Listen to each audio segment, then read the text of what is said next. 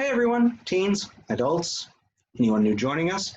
Hope everyone had a wonderful Easter Sunday, eating chocolate and looking for Easter eggs, but most importantly, spending time with family. I want to encourage everyone to like and subscribe to the Sunset Youth YouTube channel. Don't forget, Sunday night, we will be having virtual teen time at 6:30.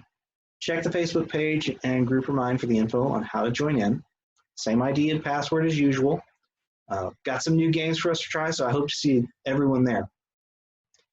You know, being at home so much lately has reminded me of my childhood. Specifically, like being home when you're sick during the school year or summer break.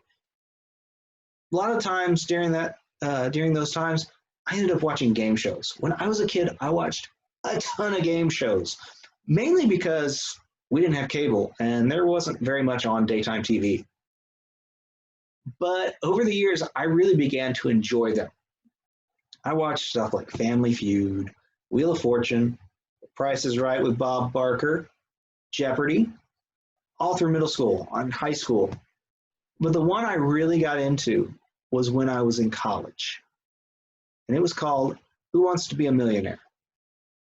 Now the goal, if you hadn't figured it out yet, is to reach $1 million.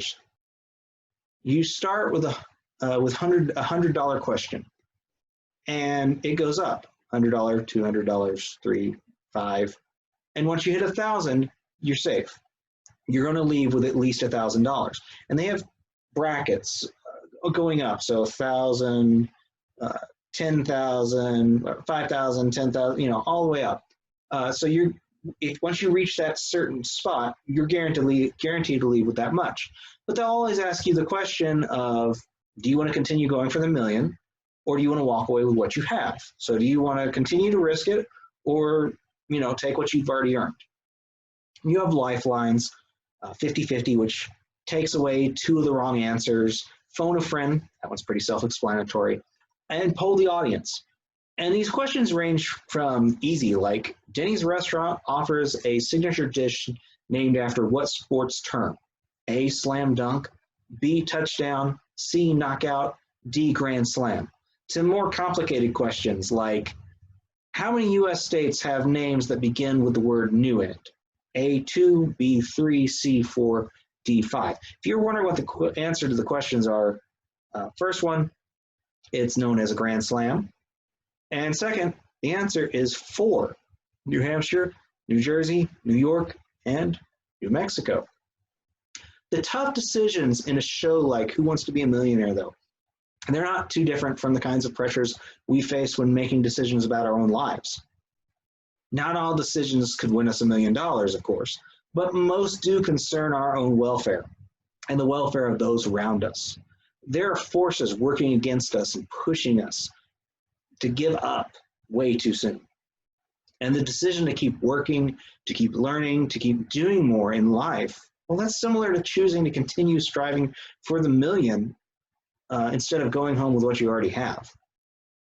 This week, we're going to begin a series called Stressed Out, which will help us figure out how to deal with stressful situations in life.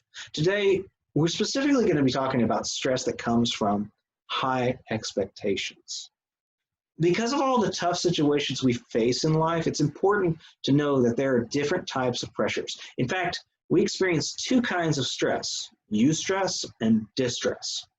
Eustress is a healthy kind of stress that challenges us towards greater fulfillment. So examples of this are going to be going on a first date, learning to drive, getting a new pet, getting married. Eustress will ultimately improve us over a period of time. Distress, it's a little more destructive. Distress is the pressure that comes from hardship or difficulty. So examples of this are going to be failing a test, breaking up with a boyfriend or a girlfriend, fighting with a friend or a family member, being late to an event, death of a family member. Now, while we can't be free from distress, we need to learn how to deal with stressful situations when they arise. Experiencing stressful situations, it's not healthy. In Genesis 12, it tells us a story of Abraham, still known as Abram. He'll get a name change later on in Genesis. leaving his homeland because of a promise from God. Abraham's step of obedience was an act of faith, uprooting all certainty and giving his hopes to God and his perfect plan, doing what he ought to do rather than what he was expected or what he had to do. Take a look at Genesis 12, first part. The Lord said to Abram, leave your native country, your relatives, your father's family, and go to the land that I will show you. I'll make you into a great nation. I'll bless you and make you famous, and you will be a blessing to others. I will bless those who bless you and curse those who treat you with contempt. All the families on earth will be blessed through you. So Abram departed as the Lord had instructed, and Lot went with him. Abram was 75 years old when he left Haran. He took his wife Sarai, his nephew Lot, and all his wealth, his livestock, and all the people he had taken into his household at Haran, and headed for the land of Canaan. When they arrived in Canaan, Abram traveled through the land as far as Shechem. There he set up camp beside the oak of Moreh. At that time, the area was inhabited by Canaanites. Then the Lord appeared to Abram and said, I will give this land to your descendants. And Abram built an altar there and dedicated it to the Lord, who had appeared to him. After that, Abram traveled south and set up camp in the hill country with Bethel to the west and Ai to the east. There he built another altar and dedicated it to the Lord. And he worshiped the Lord.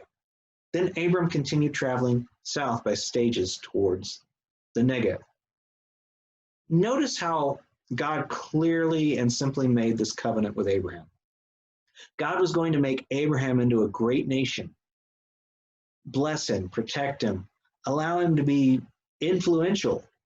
Yet Abraham, he ran into some challenges very soon after his interaction with God. Later half of Genesis 12.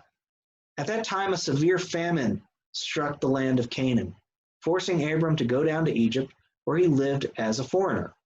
As he was approaching the border of Egypt, Abram said to his wife Sarai, look, you're a very beautiful woman.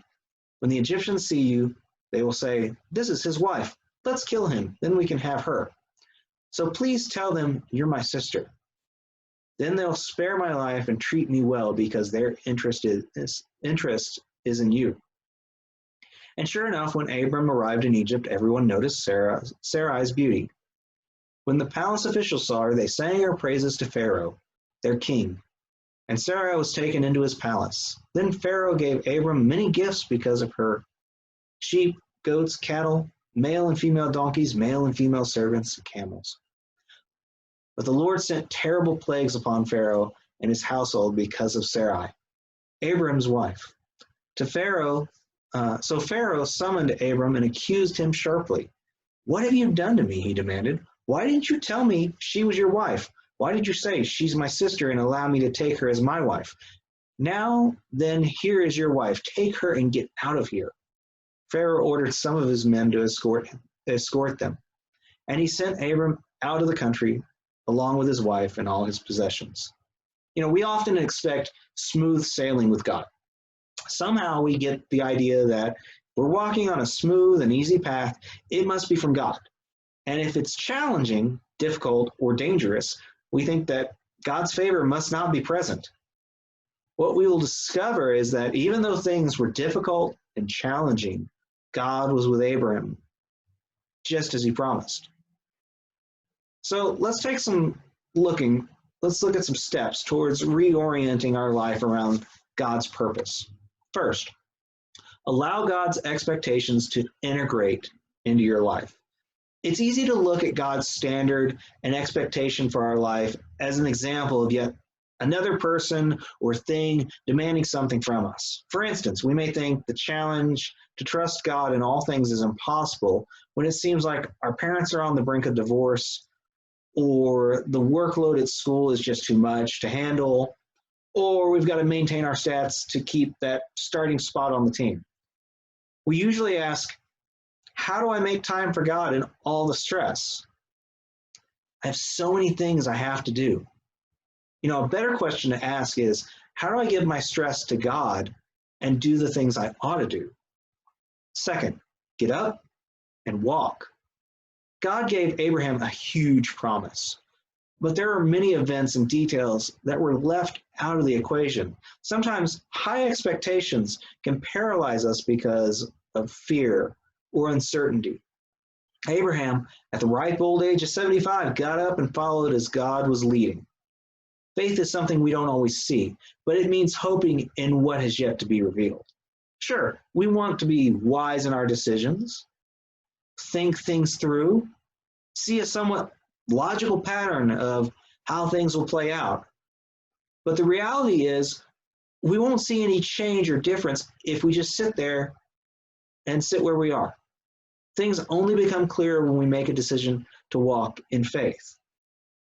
Number 3, seek what God's purpose really is.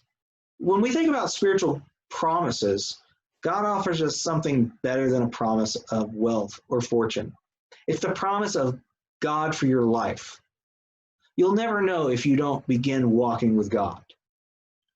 Sometimes you just need to take that first step. Sometimes you need to uproot your dreams and unplug into a life that's centered on God's plan rather than your own plan. Your goal in life right now should be to figure out what God's plan is. We discover God's purpose by spending time in God's Word, being connected with other believers in fellowship, taking time to pray, serving others, telling our friends about Jesus, worshiping God, and walking in faith.